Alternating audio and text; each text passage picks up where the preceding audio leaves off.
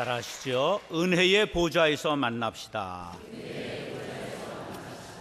성경은 인류의 시조인 아담과 하와가 범죄함으로 에덴 동산에서 쫓겨나 이제 신락원하는 것으로 시작해서 둘째 아담인 예수 그리스도를 통해 천국에 이르는 길을 가르쳐주고 있습니다. 인간이 잃어버린 천국을 되찾고 하나님께 나아가는 여정을 구원의 여정이라고 말합니다. 구원의 길을 한눈으로 볼 수 있도록 일목요연하게 보여주는 것이 성막입니다. 성막의 넓은 문을 통해 뜰에 들어서면 번제단이 나옵니다. 속죄 제물을 태우고 자신의 죄를 용서받습니다. 그 다음에 물두멍에 가서 손과 발을 씻습니다. 죄 용서받은 사람일지라도 매일 짓는 죄를 고백하는 고백의 기도를 드려야 함을 뜻합니다. 성소에 들어가 금으로 만든 등잔대에 불을 밝힙니다. 성소에 들어가 주님의 품 안에 안긴 신자라 할지라도 성령의 기름 부음이 없이는 불을 밝힐 수가 없습니다. 성도들이 세상의 빛을 비추기 위해서는 주님으로부터 늘 성령을 공급받아야 합니다. 네 번째 성물이 진설병상인데 12지파를 상징하는 12덩어리의 떡을 6개씩 두 줄로 쌓아 놓습니다. 우리는 하나님이 받으실 만한 떡이 되어야 합니다. 그러기 위해서는 자아가 깨지고 부서져 순수한 사람들이 되어야만 합니다. 떡 위에 유향을 부었습니다. 우리는 인격의 향기가 나도록 날마다 자신을 변화시켜야 합니다. 신선한 떡으로 일주일마다 갈아되었습니다. 우리는 언제나 어제의 신앙이 아니라 오늘의 새로운 신앙으로 하나님 앞에 드려져야 함을 뜻하는 것입니다. 다섯 번째 성막의 기구가 기도의 분향단입니다. 하나님께서 원하시는 향기는 기도의 향기인데 하나님은 예수님의 중보의 기도를 통해 우리를 만나 주십니다. 이 은혜로 구원받은 우리들, 다른 사람들을 위해 기도를 쉬지 않는 중보기도의 용사가 되어야 할 것입니다. 지성소 휘장을 열고 들어가면 법궤가 나옵니다. 법궤 속에는 십계명 돌판과 만나를 담은 항아리와 아론의 쌍난 지팡이가 있습니다. 하나님의 자녀된 새 이스라엘 사람들은 하나님의 말씀을 듣고 그 말씀에 인도함을 받을 때 하나님께서 만나를 먹여주시고 의식주를 책임져 주시는 기적을 만나게 될 것을 상징하고 있는 것입니다. 오늘 마지막 법궤의 7번째인 법궤에 대해서 이제 법궤의 위에 덮여있는 속죄소에 대하여 말씀을 전하고자 합니다. 말 그대로 죄를 속해 주시는 곳이라는 뜻입니다. 속죄소는 언약궤 위에 놓여 있습니다. 여기는 하나님의 보좌를 뜻합니다. 거룩하고 거룩한 곳입니다. 만군의 여호와 하나님께서 거하시는 곳이기 때문입니다. 그 아래에 십계명 돌판이 담겨 있습니다. 율법을 상징하고 심판을 상징합니다. 그러므로 은혜의 보좌요 속죄하는 자리는 동시에 심판의 자리이기도 합니다. 법을 지키지 않은 사람은 심판받아 사망에 이르는 것입니다. 그래서 어미하신 하나님께서 자비를 베풀어 주시기 위하여 속죄소에 대제사장이 피를 뿌리면 그 피를 보고 죄를 용서해 주시는 것입니다. 이 피로 인해 심판의 자리가 은혜의 보좌로 바뀌게 되는 것입니다. 이때 대제사장은 자기를 위하여 수송아지를 잡아 속죄 제물로 드리고 그 피를 가지고 들어가 속죄소에 뿌렸습니다. 그리고 백성들의 죄를 위하여는 숫염소를 잡아가지고 그 피를 가지고 속죄소에다 뿌렸습니다. 그런 후에 지성소에 나와서 염소 한 마리가 있는데 그 숫염소에게 안수하면 이스라엘 모든 백성들의 죄가 이 염소에게 전가되고 그 염소를 광야에 보내 광야의 짐승의 밥이 되게 합니다. 이것을 죄의 전가라고 말하고 그 염소를 아사셀 염소라고 말합니다. 속죄를 위한 염소라고 하는 뜻이지요. 아사셀 염소는 우리의 죄를 짊어지고 영문 밖으로 나아가 십자가에서 희생당하신 예수 그리스도를 뜻하는 것이요, 속죄소에 뿌려진 피는 그리스도의 완전한 희생을 뜻하는 것입니다. 이에 대하여 히브리서 9장에 보면 기자는 이렇게 말하고 있습니다. 그리스도께서는 장래 좋은 일의 대제사장으로 오사 손으로 짓지 아니한 것 곧 이 창조에 속하지 아니한 더 크고 온전한 장막으로 말미암아 시작 염소와 송아지의 피로 하지 아니하고 오직 자기의 피로 영원한 속죄를 이루사 단번에 성소에 들어가셨느니라. 염소와 황소의 피와 및 암송아지의 죄를 부정한 자에게 뿌려 그 육체를 정결하게 하여 거룩하게 하거든. 시작 하물며 영원하신 성령으로 말미암아 흠없는 자기를 하나님께 드린 그리스도의 피가 어찌 너희 양심을 죽은 행실에서 깨끗하게 하고 살아계신 하나님을 섬기게 하지 못하겠느냐. 이로 말미암아 그는 새 언약의 중보자시니 이는 첫 언약 때의 범한 죄에서 속량하려고 죽으사 부르심을 입은 자로 하여금 영원한 기업의 약속을 얻게 하려 하심이라. 아멘. 사랑하는 형제 자매 여러분, 오늘 본문 말씀을 통해 큰 은혜 받고 은혜의 보좌 앞에 담대하게 들어가게 되시기를 축원합니다. 따라서 은혜를 베푸시는 자리입니다. 우리가 은혜라는 말을 많이 사용하는데 그 뜻은 이러합니다. 헬라어로 카리스라고 말하는데 하나님께서 인간에게 자발적이고 값없이 베풀어 주시는 사랑의 선물을 말하고 일반 은혜와 특별 은혜로 구분합니다. 일반 은혜는 하나님께서 모든 사람에게 햇빛과 단비를 차별 없이 베풀어 주시는 것과 같은 은혜를 뜻하고, 특별 은혜는 인간의 죄와 무가치함에도 불구하고 하나님께서 크신 사랑으로 인해 값없이 사죄와 생명을 주시는 구원의 은혜를 가리켜 특별 은혜라고 말하는 것입니다. 속죄소는 하나님께서 이스라엘 백성들을 위해 은혜를 베푸시는 자리입니다. 17절 시작. 순금으로 속죄소를 만들되 길이는 2규빗 반 너비는 1규빗 반이 되게 하고, 속죄소는 히브리어로 카포레트라고 말하는데 화해의 수단이요 덮는다는 뜻을 가지고 있습니다. 성막 안 언약궤 위에 있는 정금으로 되어 있는 언약궤 덮개 겸 두 그룹의 받침대를 가르치는 말로, 이곳은 하나님께서 인간을 만나시는 장소입니다. 1년에 1회 대속죄일에 대제사장이 속죄의 행사를 행하면서 피를 뿌렸고, 이것은 예수 그리스도의 속죄를 상징합니다. 그러므로 속죄소는 하나님께서 인간의 죄를 용서해 주시는 은혜의 자리입니다. 그래서 옛 성경에는 시은좌라고 은혜를 베푸시는 자리라고 되어 있었습니다. 이렇게 속죄소는 우리의 죄가 용서받는 은혜의 자리요, 따라서 영적으로는 십자가를 상징하는 것입니다. 이 속죄소는 예수 그리스도의 중재적인 구속사역을 잘 묘사해 줍니다.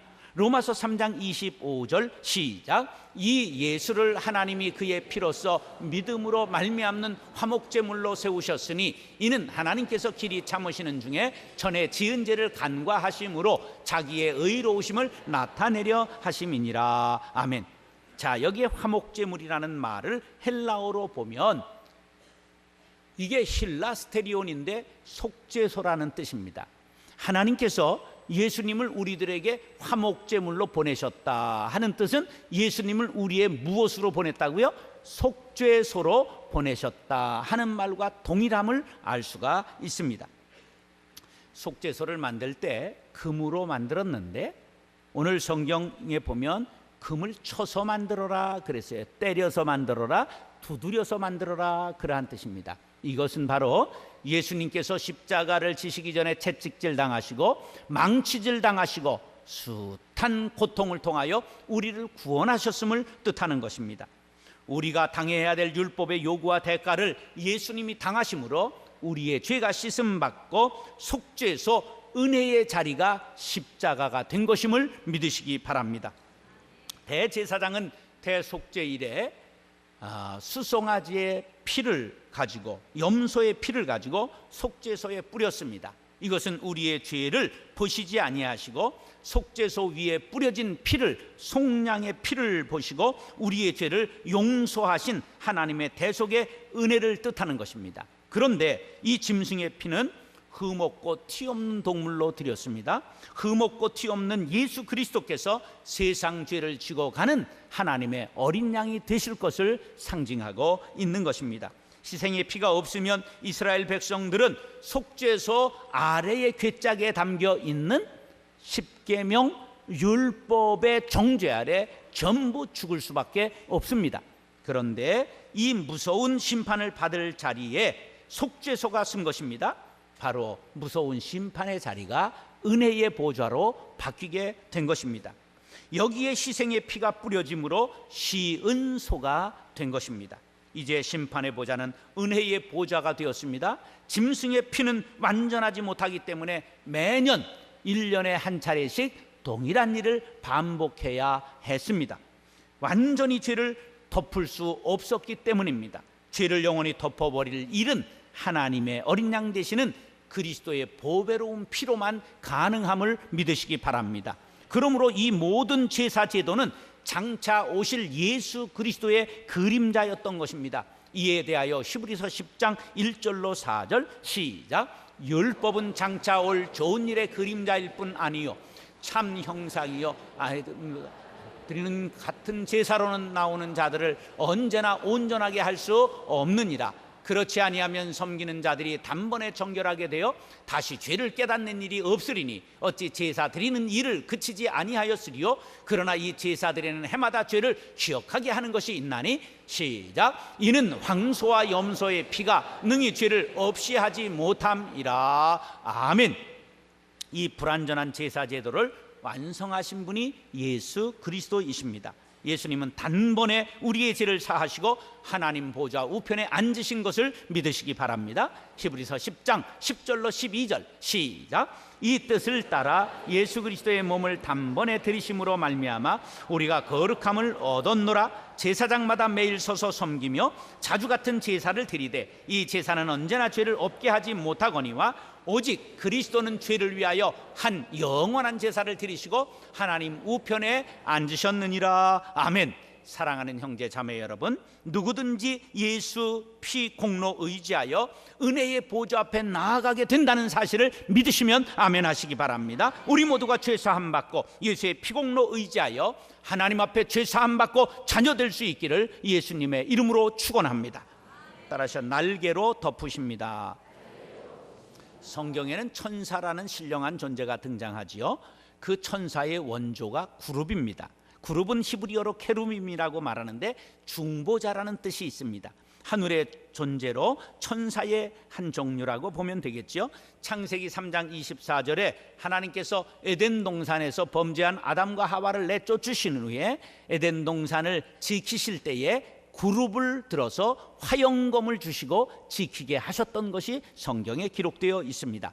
에스겔 10장의 그룹은 날개 달린 사자 독수리 사람 얼굴을 하고 있는 것으로 묘사되어 있고 요한계시록 4장에는 하나님을 밤낮 찬미하는 그룹이 나타나고 있습니다. 특히 성막에 있는 그룹들은 날개를 가지고 있는 것으로 오늘 본문은 이렇게 설명하고 있습니다. 18절로 21절 시작.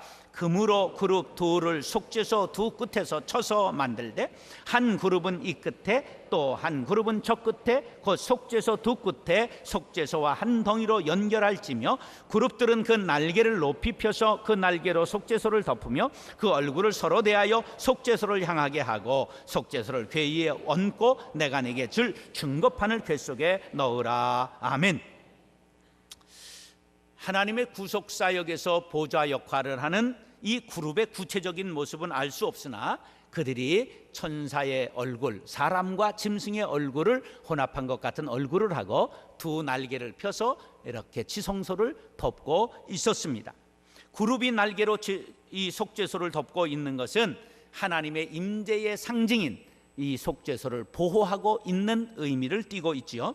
20절에 보면 속죄소 아래 언약궤 밑에는 십계명 돌판이 들어 있었습니다.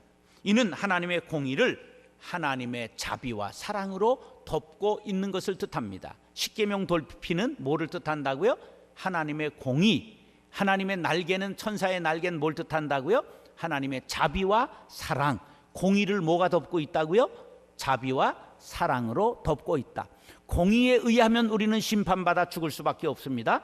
그런데 공의보다 훨씬 더 큰 하나님의 사랑과 자비가 우리를 덮으셔서 우리가 살게 된 것을 믿으시기 바랍니다. 따라 하시죠. 공의에 대한 은총의 승리. 이러한 것을 공의에 대해 은총이 승리하게 되어 우리가 그 은혜로 살게 된 것을 기억하시기 바랍니다. 자, 그러면 천사에 대해서 히브리 말로 마락이라고 말하는데, 하나님께서 자신을 보조하고 섬기도록 창조한 영적인 존재지요. 심부름꾼이라고 하는 뜻을 가지고 있습니다.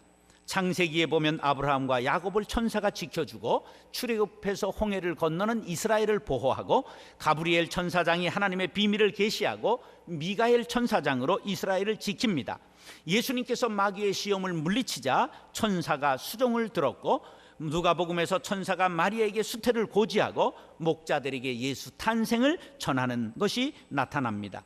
인간을 보호하고 우리의 기도를 하나님 앞에 전달하는 그러한 의로운 사람들의 영혼을 천국으로 인도하는 역할을 천사가 감당하고 있습니다.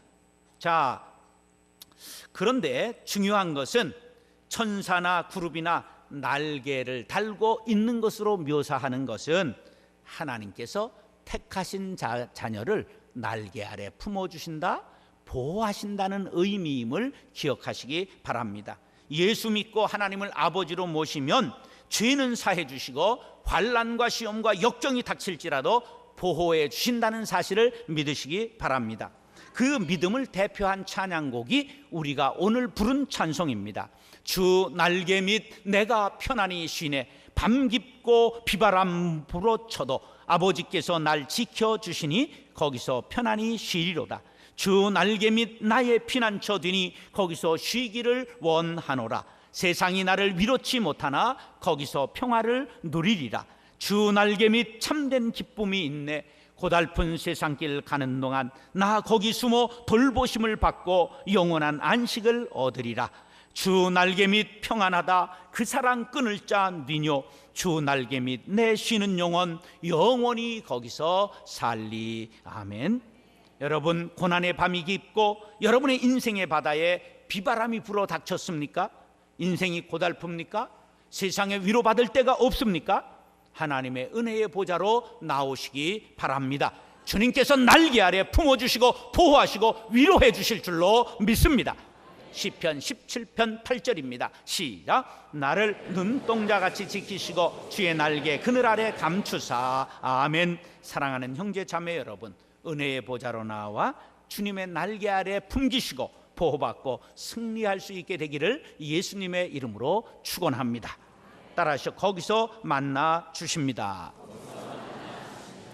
네, 이제 시간을 벌었으니까 천천히 하겠습니다. 방송국 앞을 지나가는데 중고등학생들이 가득 줄을 서 있어요. 너희들 뭐하냐 물어봤더니 도라이가 나온대요.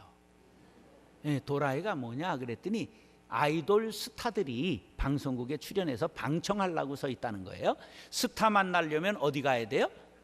방송국 가야 되는 것 같아요. 그러면 의사 만나려면 어디 가요? 병원. 호랑이 잡으려면 호랑이 굴에 가죠. 우리가 하나님 만나려면 어디 가야 될까요? 예, 바로 속죄소로 가고 시은소로 가는 것입니다. 거기서 우리를 만나주겠다, 그렇게 말씀하셨어요. 엄격하게 말하면 내가 하나님을 만날 수 있는 게 아니고 하나님이 나를 만나주시는 것입니다. 이거 주도권이 누구에게 있다고요? 하나님께 있어요. 이것을 신학적으로는 계시라고 말합니다. 베일을 벗기다, 뚜껑을 열다, 그런 뜻이에요. 사람의 지혜로 알 수 없는 진리들을 하나님께서 드러내어 알게 해주는 것을 계시라고 말해요. 근데 자기가 강제로 커튼을 뜯어버리고 그냥 뚜껑을 막 열어 제끼고 그러면서 내가 계시록의 비밀을 혼자 다 안다, 이렇게 말하는 사람은 2단, 3단 되는 것입니다. 그런 사람들 조심하시기 바랍니다. 인간은 본래 하나님과 교제하며 살도록 창조되었습니다. 그러나 하나님께 범죄한으로 교제가 끊어지고 그 결과 하나님을 알 수 없게 되었습니다. 그래서 하나님이 특별한 은혜로 자신을 알도록 열어 보여주신 것을 계시라고 하는데 두 종류의 계시가 있지요. 일반 계시는 역사와 양심과 자연을 통해 하나님의 존재를 알려주는 것을 누구에게나 보여주셔서 일반 계시라고 말하는 거예요. 근데 그게 좀 흐릿하거든요. 그래서 특별 계시를 주셨어요. 구약에서 하나님이 직접 또는 천사를 통해, 선지자를 통해, 이적을 통해 계시하셨습니다.